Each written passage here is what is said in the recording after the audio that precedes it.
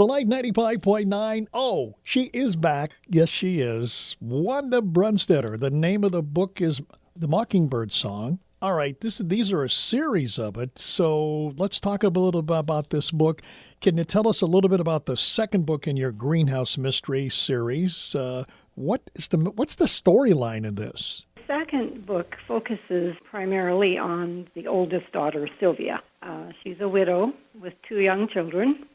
And she's almost been paralyzed with grief and anxiety since the tragic death of her husband, father, and brother in a traffic accident that occurred in Book 1.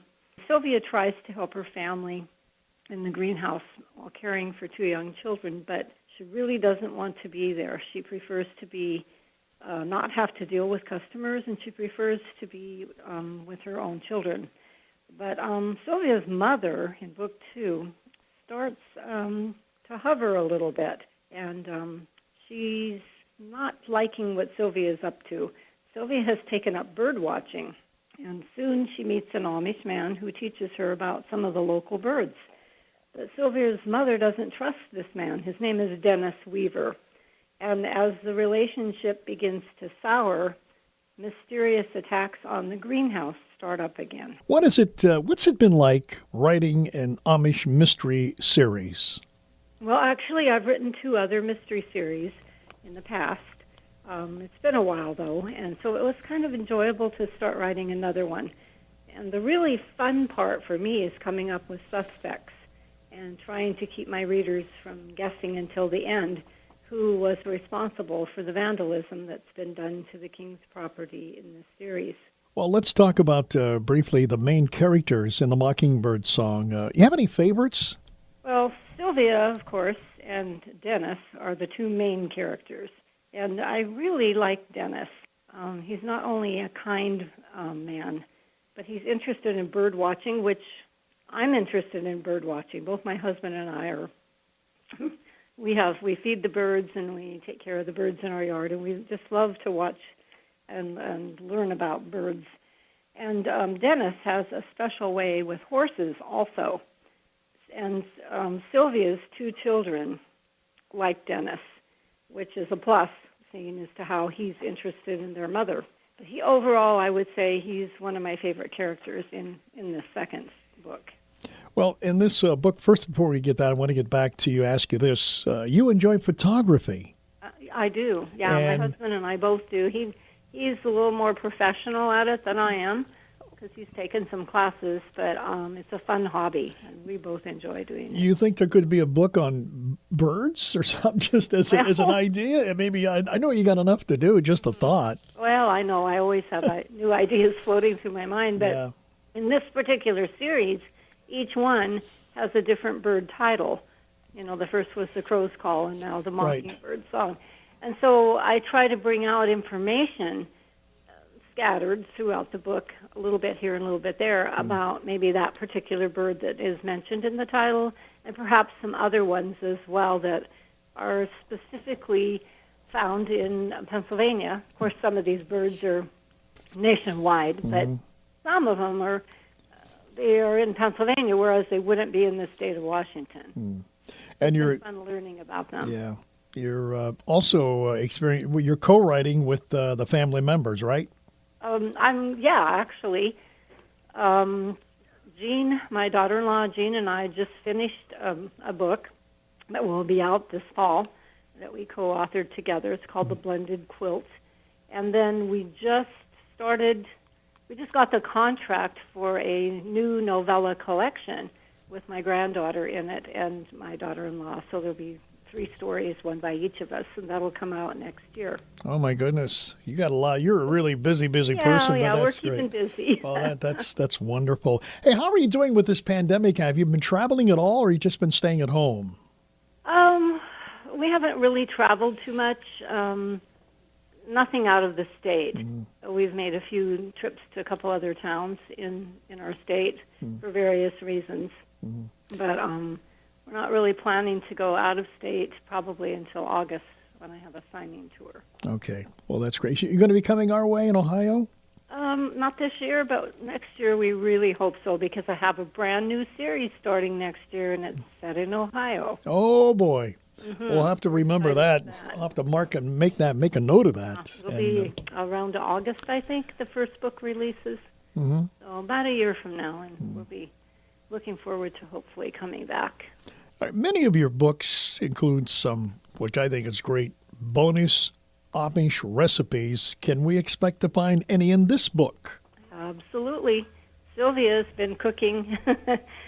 She has what's called a cherry melt-away bars. It's a very tasty dessert using cherry pie filling. And so that's mentioned in the story, and then the recipes at the end of the book. Have you tried these recipes also, don't you? 9 times out of 10, either I've fixed them or my Amish friends have fixed them in Oh my their goodness. homes when we go to visit. That's great. Well, you're known as one of the nation's leading experts on the Amish. And what types of research have you done to earn this status? Well, sometimes I don't see myself as an expert in anything, but I know people say that, and some people turn to me when they have Amish questions. And I think it's just because I know the Amish so well. We have many Amish friends in every community that I write about.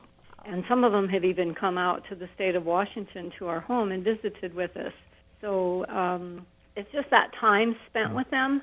That's how you really get to know them. I mean, you can read about them or see a documentary, but until you actually know them personally and spend quality time with them, you can't really, at least I could never really portray them the way they are if I didn't know them like I do. Absolutely. And you began this, how did this all start, this fascination with this way of life? Well, it all started when I was a teenager. My parents visited Lancaster County. They had gone to Philadelphia for a conference, and then they went to Lancaster. They came home with postcards and information about the Amish, and it drew me in. I wanted to know more about the Amish and their way of living. And I later learned that my great-great-grandparents were part of the Anabaptist faith, which made me feel even closer to them, and I had even a deeper yearning to know these people. So then I married my husband, Richard, and he grew up in a Mennonite church in Pennsylvania. And it was because of his connections, and one of his Mennonite friends knew an Amish couple. He actually worked with them in Lancaster. So we went there and got to meet them, got to know them. During that time, I came to the conclusion that the plain people are often misunderstood. So when I wrote my first novel, it was set in Lancaster County, and I invited my readers into the lives of a make-believe Amish family while trying to portray them as accurately as I knew how. And from that point on, we met Amish people in many other areas and soon became friends, and it's been an awesome journey. I was wondering, when preparing and writing these books, if there's something that you don't understand, do you go to some of these families and say, hey, I have this idea. Is this what really happens, in a particular scene or scenario? Yes, definitely. If I have any doubt or any question, they're a phone call away. And I check in with them and say, hey, is this how it would be there in your district? Because everything's a little different in each community, so you want to keep your facts straight. You go to the person who would know. And so anytime I set a series or even a standalone book in any area, I make sure that I make some Amish friends there and have some connections. That's great. And I'm sure you keep in touch. Mm-hmm. Oh, yeah, we keep in touch. I talked to one of my Amish friends yesterday, actually. What do they say about your books? Or they love them. Yeah, they do. And that was one of the reasons I think we became friends with Amish so quickly. It seems like they almost sought me out. Like, say I was doing a book signing in a certain area. Sometimes they would come to my signings. And I remember one in particular in Indiana. She came to my signing. She waited till the very end. She came through last. And when she got up to my table, she smiled at me and she said, I love your books, and I would like you to keep in touch with me. Here's my name, here's my address, here's my phone number. The next time you come, we'll have you for a meal. I want to get to know you. Wow. I thought, wow, this is awesome. I could pinch myself. Another time, an Amish lady came and had me sign a book, and she said, this is for my husband. He is the bishop in our community, and he reads your books. So those were confirmations to me that what I was writing was accepted by them. So I saw it as a blessing and an answer to my question is, am I portraying them correctly? Well, that was it. That's all I needed to know. I think that's a great testimony, and it was the simple way of doing it. You wrote about them, and they accepted you, where some people say, I want to do this. No, you were just being very, very nice, very, very cordial. You really were. So I think that's amazing. That's why the Lord has blessed you so much with these books. Hey, you have any upcoming book tours planned for this year? Yes, I'm going to be in, Lord willing, in Indiana, northeast Indiana, for a couple of weeks, the first part of August, around the very time that the Mockingbird song comes out. Now, you won't be in Ohio this year, right? You said that earlier. Right, not till, we're hopefully next year. All right, what about, can you give us a little sneak peek into Book 3, The Robin's Greeting? Are there any spoilers or anything like that? Well, okay. I could probably tell you a couple without giving it away too much. Book 3 focuses primarily on the mother, on Sylvia and Amy's mother. Now, Belinda is actually the owner of the greenhouse because her husband passed away and they used to run it together. So Belinda's daughters are both married now in Book 3. And they feel that it's time for their widowed mother to find love and romance that might lead to marriage. So there's a little bit of plotting on the daughter's part to see if they can't get mom happily married. Meanwhile, the son, the teenage boy Henry, does not want mom to get married. He is definite about that. He doesn't want a stepfather. Nobody can take his dad's place. But Belinda never expects it, but two very different men take an interest in her. So she has two men pursuing her. And the other spoiler is Belinda's teenage son Henry turns detective in Book 3.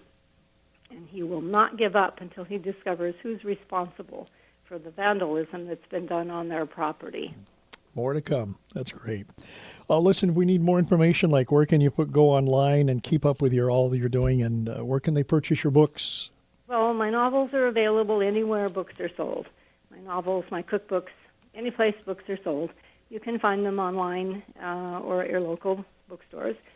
And to learn more about me and my books, you can visit my website at wandabrunstetter.com. You can also connect with me on Facebook, Twitter, and Pinterest. Wanda, before we go, we always ask you, and we think we want to, how can we pray for you and your family? Wow, we really need it. Our family has been through a lot in the last couple of months. There was a death in the family, not our immediate family, but my daughter-in-law's father passed away. It's been a very difficult challenge because of all of the restrictions that have been on us because of COVID. We could only have a very small service, and now she's going through the process of not just grieving, but everything, taking care of her father's wishes and his house and all that. So it's been difficult, and we've just felt sort of an oppression. Sometimes I feel this, especially if I'm getting close to the end of a book. I feel like we're getting attacked a little bit.